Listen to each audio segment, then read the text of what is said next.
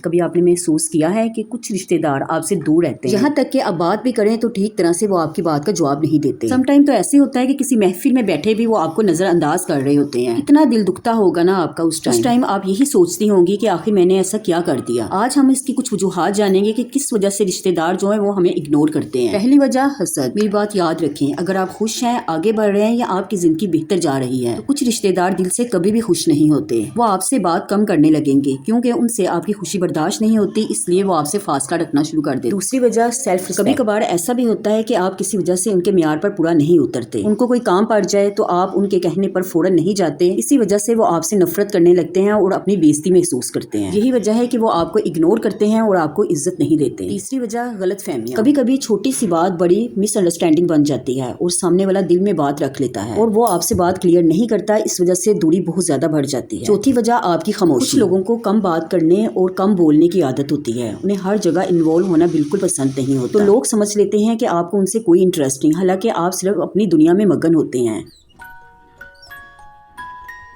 اس لیے خود کو قصوروار سمجھنا بند کریں، ہر کسی کو خوش کرنا ممکن نہیں۔ اپنی عزت نفس برقرار رکھیں، جو آپ کو اگنور کرتا ہے اس کے پیچھے مت بھاگیں۔ جو لوگ آپ کی قدر نہیں کرتے وہ آپ کے وقت کے بھی لائق نہیں، کیونکہ رشتے زبردستی نہیں دل سے چلتے ہیں۔ آپ کے لیے ضروری ہے کہ اپنی ذہنی اور جسمانی صحت کا خیال رکھیں۔